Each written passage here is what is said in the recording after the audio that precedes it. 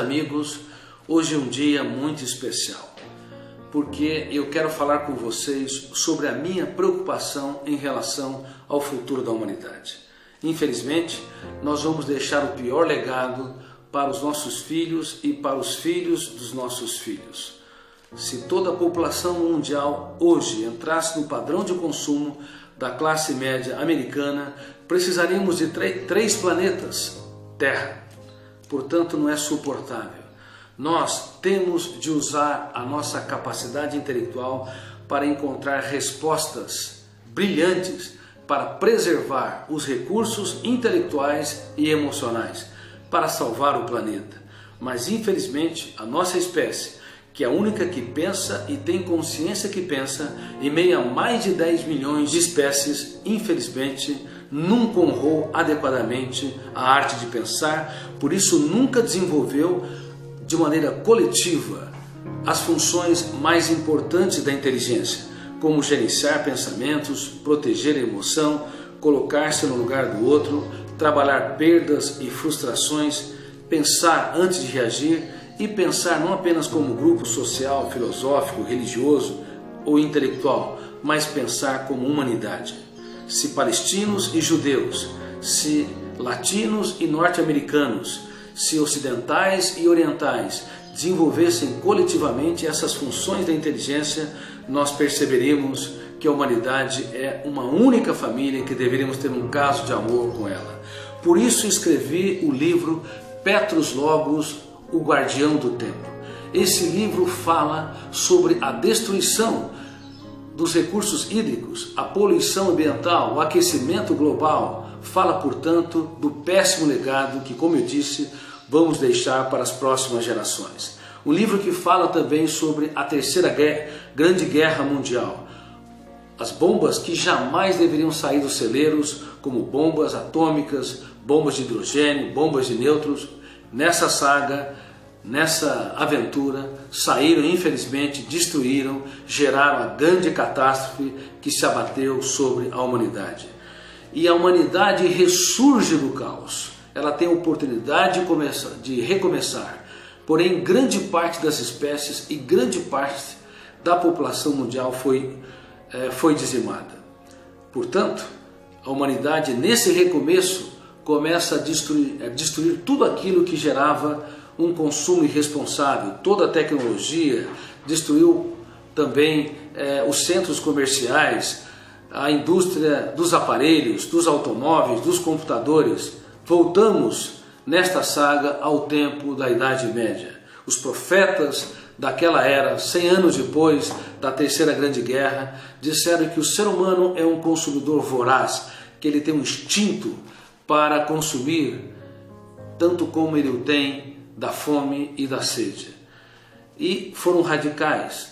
Nessa solução radical, o ar se tornou respirável, os mananciais voltaram a se purificar. Enfim, a humanidade teve uma segunda oportunidade, mas infelizmente ela mudou por fora, mas não mudou por dentro.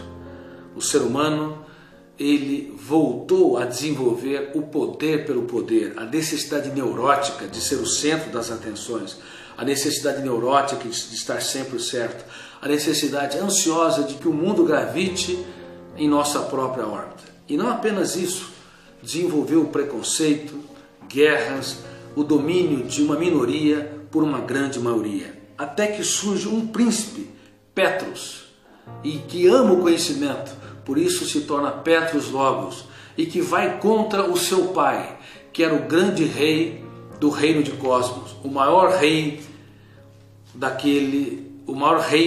daqueles tempos áureos do recomeço da humanidade.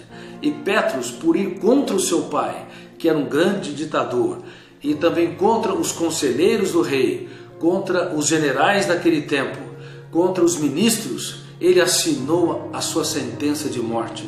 Mas ele preferiu ser fiel à sua consciência do que ter uma dívida impagável de submeter aquele cárcere emocional, aquele cárcere social, onde uma minoria escravizava e dominava uma grande maioria. Petrus passa pelas maiores atrocidades.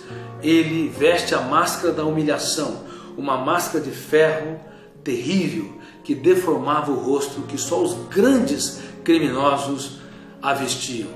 E, na verdade, ninguém sobreviveu a essa máscara. Ele sobrevive, mas com defeito na face e com imensas cicatrizes no território da emoção.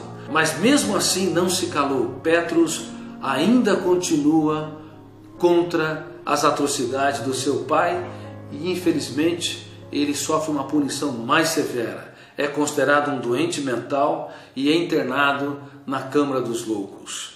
Mas, apesar desse jovem ter sofrido a sentença de morte, ser julgado, excluído, vilipendiado, dilacerado, ele mais uma vez sentiu a necessidade vital de não abrir mão à sua consciência crítica, de ter um caso de amor com a espécie humana.